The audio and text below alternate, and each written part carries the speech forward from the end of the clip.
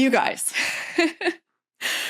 I was so confused for years. So I had CFS. I got it. My first couple of years were a true nightmare, although all of it was some level of a nightmare. There was no easy version of CFS. But my first couple of years definitely wasn't having any alcohol.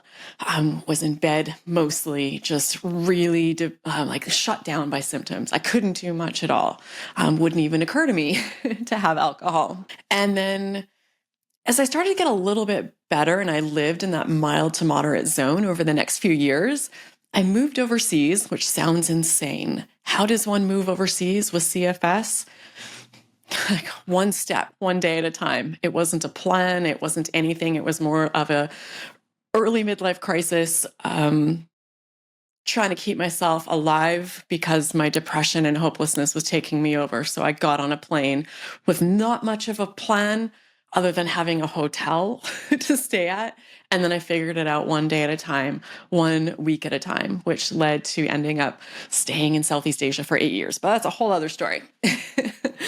But once I got there, I started to get a little bit better just by being there, which I didn't understand. But I left behind so much stress. For 2 years, I had been fixating on trying to get better. I was just in full-blown recovery mode, stressed, terrified, in just fighting this with everything I had. And we now know that is not an approach that works for nervous system dysregulation conditions, which it is for many people facing ME/CFS and long COVID.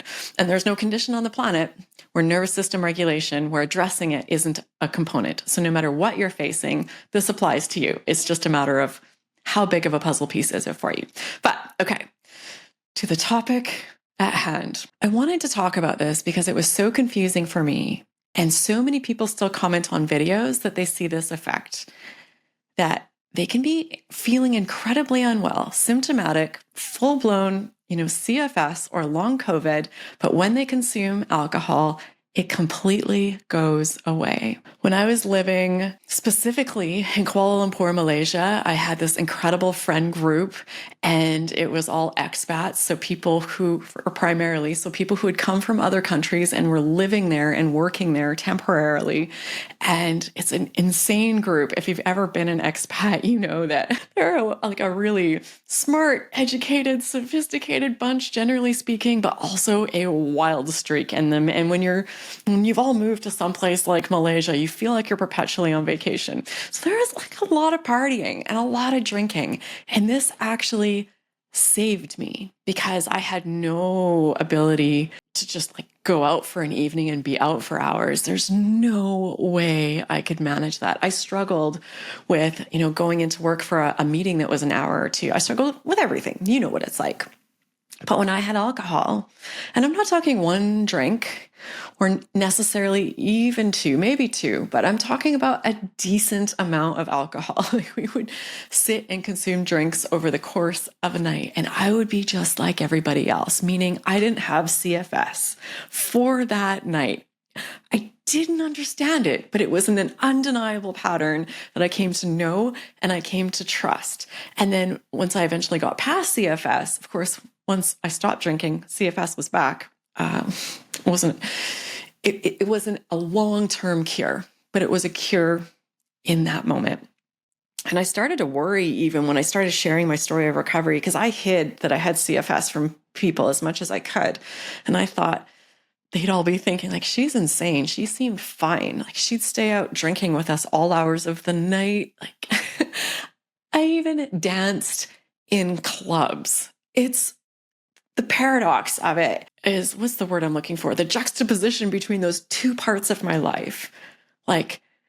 Can't do 5 minutes of gentle exercise, cannot do a full day in the office, need to lay down throughout the day. The simplest activities can level me for days, but I can go out to a club and I can dance. I don't know what was going on, but I do now. Not just me. We all know. So once fast forward to, let's just say today, understanding that nervous system regulation was at the core of this, and us being in a chronic sympathetic nervous system state, that fight or flight, setting off those alarm bells, and the alarm bells that it has to use to alert us our symptoms. So for many of us, that's the core component of what we're going through. And it's working through brain retraining to retrain back to messages of safety and to, calm that nervous system is what gets us better. But a quick fix in the moment, not recommending this because there are side effects aside from a hangover. But what is happening is that alcohol triggers immediate parasympathetic nervous system activation. So that rest or digest, the opposite of fight or flight. Ultimately, what we're trying to get ourselves into with all of these strategies and all of these tools and somatic tracking and meditation and vagus nerve stimulation and walking in nature and feeding the squirrels, or doing some shots of tequila. So it's a very real thing. And there are some people that I know will comment and say this isn't the case for me. I suspect you maybe just aren't drinking enough. Again, not saying that you should. Absolutely not. But just helping you to understand, if you're seeing this pattern too, why it's happening. And it's one more thing that you can use if you're still trying to assess if this condition you're facing, if the core of it is nervous system dysregulation. We talk about, there are signs that help you build that evidence list for yourself. And I can link in the video description. I have a free symptom assessor that walks you through different things. It's not a diagnostic tool, but it's a tool to help you to start to see, okay, how many boxes are you ticking? And this alcohol one is one of them. So it's not a good strategy to use, but it's one more thing for you to okay, yes, how can I be fine when I'm drinking and then suddenly not able to walk around the block when I'm sober? Now, I really don't want anyone to walk away from this video thinking, okay, I'm going to use alcohol as a way to get some relief from this condition, because it's tempting. It absolutely is. And I get that. And it was my go-to tool, my survival tool for, the 4 years that I lived in Kuala Lumpur, and I was trying to keep up friends and a social life and all of that. So yes, alcohol is a sympathetic nervous system suppressor. So it suppresses that fight or flight, which in the moment is a good thing. But we also now know that there is a rebound effect.